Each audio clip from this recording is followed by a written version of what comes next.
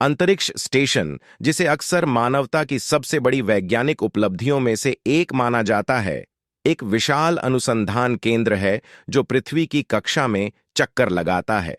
यह वैज्ञानिक प्रयोगों, अंतरिक्ष अन्वेषण और भविष्य की अंतरिक्ष यात्राओं की तैयारी के लिए उपयोग किया जाता है।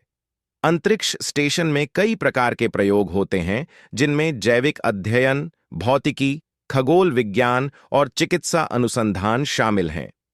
वैज्ञानिकों और अंतरिक्ष यात्रियों के लिए यह एक ऐसा स्थान है जहां वे महीनों तक रह सकते हैं और पृथ्वी से दूर रहते हुए भी प्रयोगशाला स्तर की सुविधाओं का उपयोग कर सकते हैं। अंतरिक्ष स्टेशन विभिन्न देशों के वैज्ञानिक और अंतरिक्ष एजेंसियों के सहयोग का परिणाम है। सबसे प्रसिद्ध और सबसे बड़ा अंतरिक्ष station international space station ISS है, जिसे 1998 में लॉन्च किया गया था। यह 16 देशों की साझेदारी में बना है, जिसमें अमेरिका, रूस, जापान, कनाडा और यूरोपीय संघ के देश शामिल हैं। ISS एक विशाल संरचना है जो फुटबॉल मैदान के आकार की है और लगभग 400 किलोमीटर ऊपर पृथ्वी की कक्षा में चक्कर लगाती है।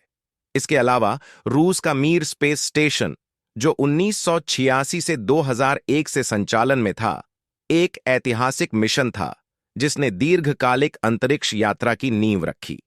हाल के वर्षों में चीन ने भी अपने स्वयं के स्पेस स्टेशन तियांगोंग का विकास किया है, जो भविष्य में चीन के अंतरिक्ष मिशनों के लिए एक प्रमुख केंद्र होगा। स्पेस स्टेशन अत्यधिक गति से पृथ्वी की परिक्रमा करता है। उदाहरण के लिए, ISS लगभग 28,000 किलोमीटर प्रति घंटे की गति से यात्रा करता है और केवल 90 मिनट में पृथ्वी का एक पूरा चक्कर लगाता है। इस गति के कारण अंतरिक्ष यात्री हर दिन 16 बार सूर्योदय और सूर्यास्त देखते हैं। यह एक अद्भुत लेकिन चुनौतीपूर्ण अनुभव होता है, क्योंकि बार बार दिन रात होने से शरीर की प्राकृतिक जैविक घड़ी बायोलॉजिकल क्लॉक प्रभावित होती है। अंतरिक्ष में गुरुत्वाकर्षण नहीं होता, जिससे वहां मौजूद अंतरिक्ष यात्री लगातार तैरते रहते हैं। यह रोमांचक तो लगता है, लेकिन इसका शरीर पर गंभीर प्रभाव पड़ता है। लंबे समय तक माइक्रोग्रेविटी में रहने से मांसपेशियां कमजोर हो जाती हैं और हड्डियां पतली होने लगती हैं। यही कारण है कि अंतरिक्ष यात्री हर दिन कम से कम 2 घंटे व्यायाम करते हैं, ताकि उनके शरीर की मांसपेशियां और हड्डियां मजबूत बनी रहें।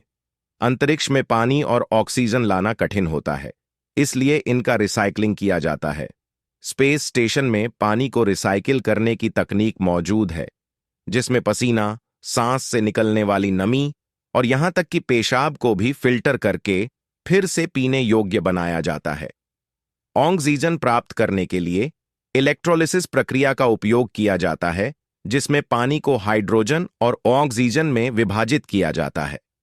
इस प्रक्रिया से मिलने वाली ऑक्सीजन को अंतरिक्ष यात्रियों की सांस लेने के लिए उपयोग किया जाता है।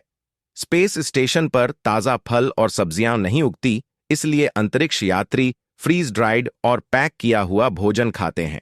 हालांकि वैज्ञानिक अब अंतरिक्ष में फसल उगाने के प्रयोग कर रहे हैं और हाल ही में अंतरिक्ष में उगाई गई लेट्यूस को खाकर अंतरिक्ष यात्रियों ने इस दिशा में सफलता पाई है। चूंकि अंतरिक्ष में कोई ऊपर या नीचे नहीं होता, इसलिए अंतरिक्ष यात्री सोते समय स्पेशल स्लीपिंग बैग्स का उपयोग करते हैं, जो उन्हें दीवार से बांधे रखते हैं ताकि वे तैरते हुए टकराएं नहीं, क्योंकि वहां हर 45 मिनट में सूरज निकलता और डूबता है। इसलिए वे अंधेरा करने के लिए आई मास्क पहनते हैं और कभी-कभी विशेष गॉगल्स का भी उपयोग करते हैं, जो नींद को नियमित करने में मदद करते हैं। स्पेस स्टेशन में फ्लश करने के लिए पानी नहीं होता। इसके बजाय एयर सक्शन तकनीक का उपयोग किया जाता है, जो मल मूत्र को खींचकर एक कंटेनर में स्टोर कर लेती है। और हां, अंतरिक्ष यात्री जो पेशाब करते हैं, उसे फिल्टर करके फिर से पीने योग्य पानी में बदल दिया जाता है। स्पेस स्टेशन में सैटेलाइट इंटरनेट की सुविधा होती है, जिससे अंतरिक्ष यात्री ईमेल भेज सकते हैं, सोशल मीडिया चला सकते हैं और वीडियो कॉल भी कर सकते हैं। हालांकि इंटरनेट की गति बहुत तेज नहीं होती, लेकिन यह पर्याप्त होती है ताकि वैज्ञानिकों को पृथ्वी के संपर्क में रखा जा सके। स्पेस स्टेशन में रोबोटिक आर्म्स लगे होते हैं, जो बाहरी उपकरणों की मरम्मत और सैटेलाइट को पकड़ने में मदद करते हैं। उदाहरण के लिए कनाडा का कैनाडार्म-2 एक विशाल रोबोटिक आर्म है जो अंतरिक्ष यात्रियों की सहायता करता है। भविष्य में नासा, रूस, चीन और अन्य स्पेस एजेंसियां चंद्रमा और मंगल ग्रह पर स्थायी स्पेस स्टेशन बनाने की योजना बना रही है, जहां इंसान लंबे समय तक रह सके। गेटवे स्पेस स्टेशन, जो चंद्रमा की कक्षा में स्थापित किया जाएगा, इस दिशा में एक महत्वपूर्ण कदम होगा।